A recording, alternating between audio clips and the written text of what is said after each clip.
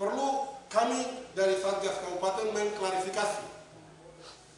Ada informasi yang berkaitan dengan alat tes cepat molekuler yang kita gunakan hari ini di Rumah Sakit Psikologi.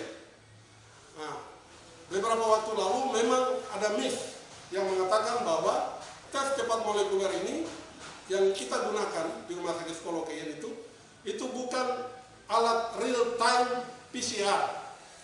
Nah, ini kami hari ini harus koreksi bahwa alat yang kita gunakan ini, tes cepat molekuler ini juga termasuk kategori alat real time PCR. Dan alat ini alat yang bekerjanya secara otomatis. Dia closed system. Dan human error-nya sangat rendah dibanding dengan mesin real time PCR yang open system. Itu dia manual, dia tidak otomatis. Jadi human error-nya tuh justru yang kita pakai hari ini tuh human error-nya lebih kecil. Dan alat yang kita gunakan ini itu ada 421 fasilitas pelayanan kesehatan di Indonesia menggunakan alat ini. Nah, dari 421 itu 413 rumah sakit di seluruh Indonesia menggunakan alat tes cepat molekuler ini, termasuk Rumah Sakit Psikologi. Jadi pada hari ini kami harus koreksi bahwa dari Satgas bahwa alat kita ini alat yang standar, dan dari Kementerian Kesehatan, ya, Badan Litbangkes dalam rangka pemantauan mutu eksternal terhadap alat ini, memang TCM ini dia jauh lebih akurasinya, ya. Jadi dalam pemantauan itu kalau mesin real time PCR yang open system itu mereka minta sampel yang positif itu 20 untuk dilihat, dipantau mutu eksternal. Tetapi kalau tes cepat molekuler ini hanya 5 sampel yang positif yang diminta. Jadi ya 1:4 lah begitu. Jadi memang alat tes cepat molekuler yang dipakai hari ini Rumah Sakit Psikologi itu jauh lebih baik, ya. Artinya dia closed system, dia otomatis dibanding dengan alat yang real time PCR yang open system. Itu dia human error-nya tuh tinggi begitu. Nah, kemudian yang berikut, rumah sakit dalam melakukan tugas pelayanan sebagai rumah sakit rujukan itu kita punya koordinasi dengan rumah sakit yang ada di Kota Sorong maupun kabupaten, termasuk fasilitas pelayanan yang ada di sana. Jadi ketika kami di sini di Rumah Sakit Psikologi tidak bisa melakukan pemeriksaan, itu kami sudah ada koordinasi. Nah, misalnya dalam hal ini pemeriksaan COVID-19, kalau memang kami dari sisi pemeriksaan lab itu kami melihat bahwa kami tidak bisa menegakkan diagnosis COVID-19, tentunya kami kirim. Itu sudah otomatis, itu tugas fungsi pelayanan rumah sakit. Nah, jadi kalau kemarin memang ada berita, kenapa kok kami kirim itu, rumah sakit tidak serta-merta, karena kita punya sudah standar. Misalnya kita merujuk pasien, itu kami tahu bahwa ini pasien ini kami rujuk karena kami di sini tidak bisa apa, gitu. Sehingga kami koordinasi dengan rumah sakit di Kota Sorong.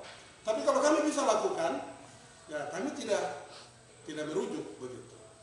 Nah, sehingga kalau ada informasi bahwa rumah sakit yang mengirim sampel pemeriksaan COVID-19 itu tidak benar. Memang ada miss saja, ya. Artinya yang disampaikan kepada Satgas ini kan informasi yang teknis, ya. Kita berharap bahwa kita yang berkompeten ini itu harus bisa memberikan informasi yang benar kepada, dalam hal ini, pemerintah daerah. Pak Bupati sebagai pengambil kebijakan di daerah. Dalam hal ini beliau juga sebagai ketua Satgas. Nah, kita staf ini wajib memberikan input yang benar. Nah, jadi kalau hari ini misalnya beliau yang perintahkan untuk hasil yang sudah kita periksa di Rumah Sakit Skolokeyen kemudian dikonfirmasi ke Sorong, ya itu bukan serta-merta salah beliau, tapi kami yang staf yang harus memberikan informasi yang benar, sehingga pimpinan itu dia mengambil kebijakan itu tidak keliru, begitu. Nah, jadi ini ada miss saja, miss yang terjadi secara teknis di antara kita. Tapi itu sudah kita konfirmasi semua. Untuk selanjutnya menegakkan diagnosis COVID-19, kita sudah menggunakan alat TCM ini lagi. Jadi tidak lagi kita harus kirim konfirmasi ke Sorong, tidak perlu. Ya, jadi saya tegaskan bahwa kita tidak perlu lagi mengirim sampel pemeriksaan yang sudah kita tegakkan di sini dalam pemeriksaan itu harus ke Sorong lagi, tidak. Ya, kecuali kita koordinasi dengan Badan Litbangkes untuk pemantauan mutu eksternal tadi. Untuk sampel yang positif kita kirim untuk dilihat. Jadi saya kira ini yang perlu saya sampaikan kepada kita semua.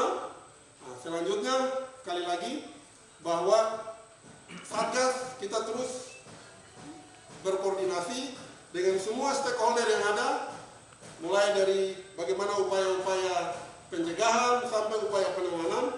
Ini kita terus melakukan koordinasi supaya dan melibatkan semua pihak, terutama masyarakat. Bagaimana kita jaga Sorong Selatan supaya jangan sampai pandemi COVID-19 ini terus dia begitu cepat penyebarannya. Demikian. Virus corona ini kan sel targetnya itu ada di saluran pernafasan. Ya. Jadi sampel yang kita ambil itu adalah sampel dari saluran pernafasan. Apakah itu saluran pernafasan bagian atas ataupun saluran pernafasan bagian bawah. Jadi akurasinya tuh ada di situ, begitu.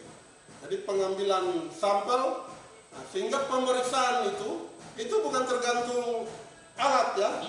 Alat kita punya yang tadi open system dan closed system itu juga dipengaruhi oleh teknik pengambilan sampel. Kemudian sampel itu dari mana? Dari saluran napas bagian atas kah? Atau dari saluran napas bagian bawah? Begitu. Itu akan berbeda. Jadi sensitivitasnya dan itu jauh lebih tinggi kalau sampel itu dari saluran napas bagian bawah. Begitu. Jadi dia kemungkinan untuk terdeteksi jauh lebih tinggi kalau sampel itu dari saluran napas bagian bawah dibanding dengan saluran napas bagian atas. Kalau dia sudah campur dengan saluran pencernaan itu akan berbeda lagi, begitu. Nah, jadi ada nasofaring, ada orofaring, begitu.